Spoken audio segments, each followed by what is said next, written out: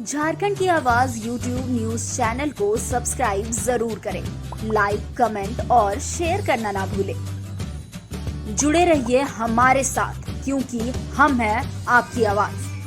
दग्गा में हुआ था, ये चीजें गुमला में भी पतरी सेंटर का हम ये आपको जिक्र कर रहे हैं। आप देखिए यहाँ पर क्रमवार तरीके से आपको दिख रहा होगा 787980818284 878889909192 और देखिए लगातार करते हुए 02 तक है, जो अभी तक पब्लिक डोमेन में नहीं आ पाया कि गुमला में भी इसी प्रकार का घोटाला हुआ जिस प्रकार से। तो जो जेपीएससी के पास चीज़ें गई हैं, ये चीज़ें हमने अभी गुमला सेंटर से भी आया है और एक रोल नंबर इसमें हमने काफ़ी तहकीकात किया इस पर, इसके कई डॉक्यूमेंट्स। लेकिन हम एक चीज़ आपको और बताना चाहेंगे, एक रोल नंबर यहाँ पे दिख रहा है आपको, ये 90, ये हमारे पास पूरी इसकी सूचना है कि ये कैंडिडेट जो है उस दिन परीक्षा में एब्सेंट था और अगर भूलवश ये निकल गया, ये गलती से कैसे निकला, इसका नाम रिजल्ट में आया है, लेकिन ये वहाँ पर एब्सेंट था। हमने सारी चीज़ों को चेक किया है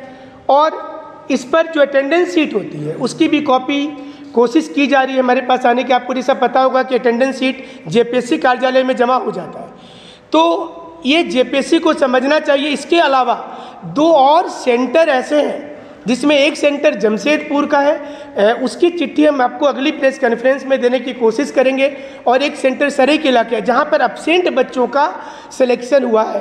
तो ये 3 हमारे पास में जानकारी जो है, तो ये गुमला वाले के लिए आज हमने विशेष तौर पर रखा था कि जो पतरी सेंटर में जिस प्रकार से गड़बड़ी दिख रहा है, तो अब देखिए 3 नहीं बल्कि आपके 4 सेंटर हो गए जहाँ पर सीरियल वाइज रोल नंबर की बात की जा रही थी। अब यहाँ पर सवाल ये उठता है, जो हम लोगों का मेन आज पर्पस है प्रेस कॉन्फ्रेंस करने का, इसका उद्देश्य ये है कि हम लोग ये डिमांड नहीं कर रहे हैं कि इस पर क्या होना चाहिए। हमारी प्राथमिक डिमांड ये है कि जितने कैंडिडेट सीरियल वाइज हैं, चाहे वो लातेहार में हो चाहे वो दूसरे सेंटर वाले हों, कम से कम इनकी कॉपी पब्लिक डोमेन में जेपीएससी लाए। मिनिमम इतना करे वो, बाकी जांच पड़ताल करते रहे। उतना समय अभी बच्चों के पास भी नहीं बचा है कि वो जांच पर समय के लिए इंतजार करेंगे, क्योंकि मेंस की तैयारी दूसरे लोग कर रहे हैं और एग्जाम की भी तैयारी जेपीएससी ने कर लिया है। तो हमें ये डर लग रहा है कि जांच में उलझा करके कभी ऐसा भी हो सकता है कि जेपीएससी अपनी बात को आगे बढ़ा सकती है और एग्ज़ाम ले लेगी। हाईकोर्ट ने जैसे बोल दिया कि हम रोक नहीं लगवाएंगे, तो अगर वहाँ से रोक नहीं लगता है तो हमें ऐसा प्रतीत होता है कि आने वाले समय में परीक्षा हो जाएगी। और जिस प्रकार से 6ठी जेपीएससी का आज हालत है कि कोर्ट में फंसा हुआ है मामला, इतना कुछ ट्रेनिंग होने के बाद, ज्वाइनिंग होने के बाद, ये 7वीं में नहीं हो। और इसलिए हम जो बच्चे पास किए हैं मेरिट से, हम लोग उसका विरोध नहीं कर रहे। 4000 बच्चों में जो बच्चे, मान लीजिए कि जो 3000 बच्चे, 2000 बच्चे अपने से पास किए, हमारा विरोध। जो रिजल्ट है सीरियल वाइज है, इसमें एक कैंडिडेट जो है वो एब्सेंट है। जो कैंडिडेट एब्सेंट है उसका अटेंडेंस सीट जेपीएससी के पास भी नहीं होगा, क्योंकि ये सारे जो स्टूडेंट हैं इनका ओएमआर सीट, गुमला वाला का भी ओएमआर सीट जेपीएससी के पास नहीं है और ना ही ये अटेंडेंस सीट जेपीएससी के पास मौजूद है। ये नया खुलासा अभी तक का सबसे बड़ा खुलासा है कि गुमला में भी सीरियल वाइज तरीके से पास किया गया है। बस एक बोलिए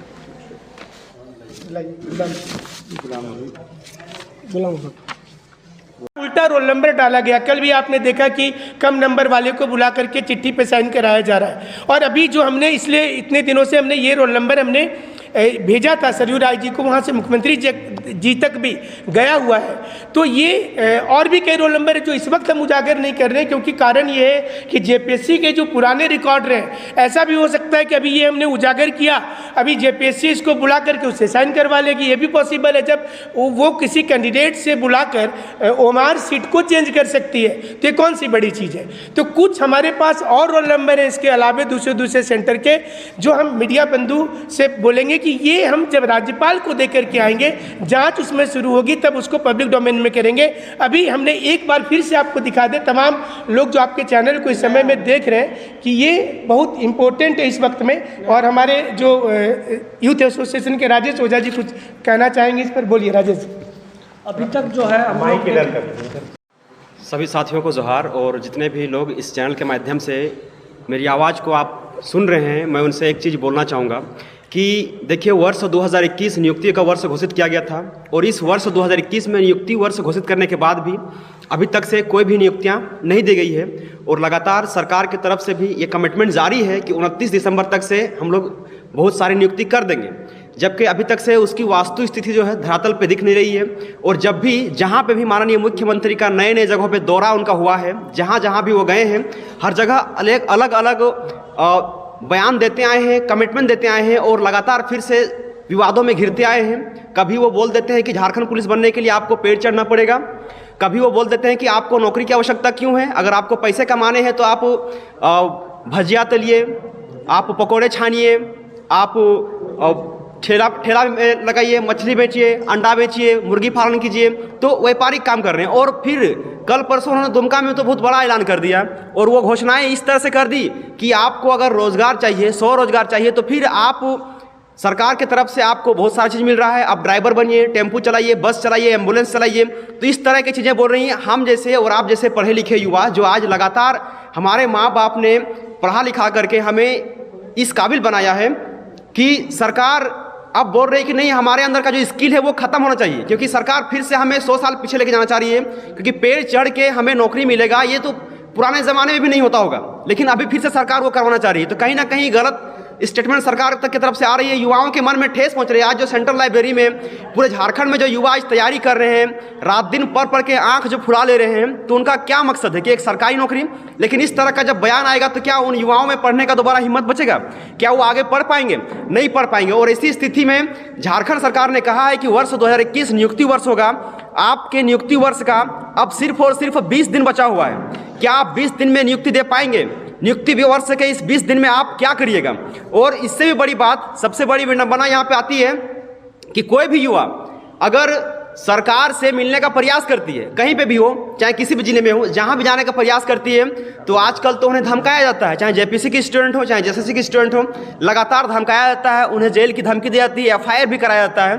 तो हम अगर अपनी आवाज़ को बुलंद भी करें तो हमारे ऊपर खतरा मंडराता है, बादल संकट के बादल मंडरा रहे हैं। तो ऐसे में दुख है हमें इस सरकार से। सरकार को जिस उद्देश्य के साथ लाया गया था वो परिकल्पना आज धूमिल हो रही है।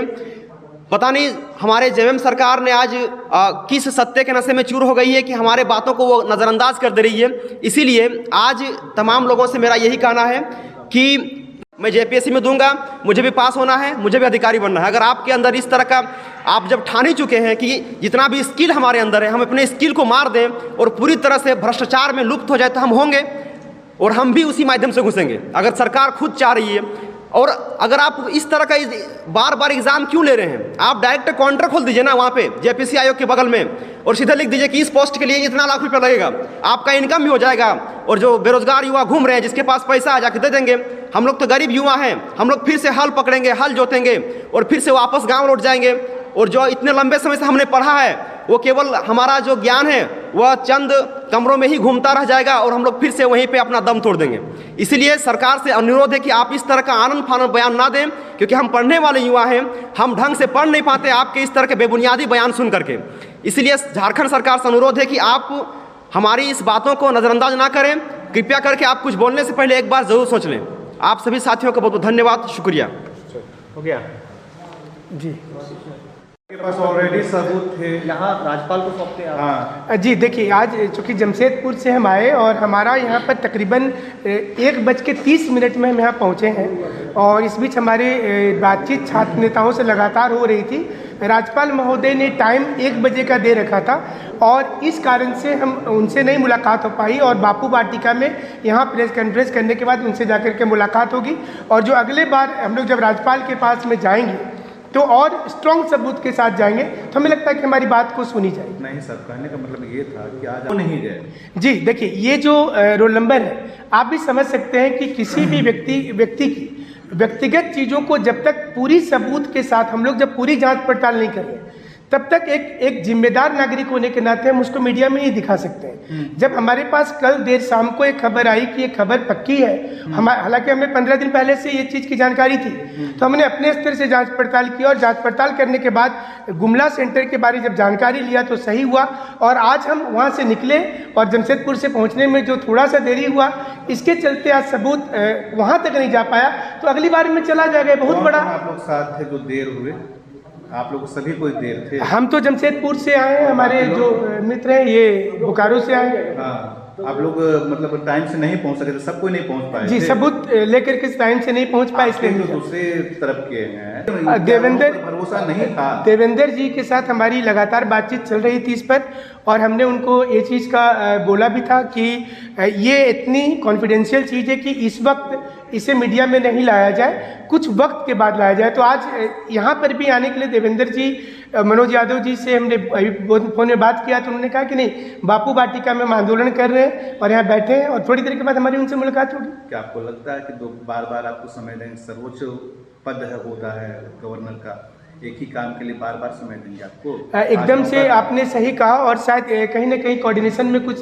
कमी रही होगी हमें लगता है, और उन्होंने कल अप्रोच करना चाहिए था, उन्होंने नहीं किया। उन्हें भी नहीं पता होगा कितना सबूत जो है जानदार होगा।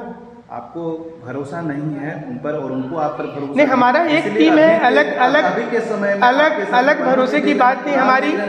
हमारी एक टीम है, एक टीम में सब कोई एक परिवार के जैसा हम लोग काम कर रहे हैं, और ये इसी प्रकार से आगे चलेगा।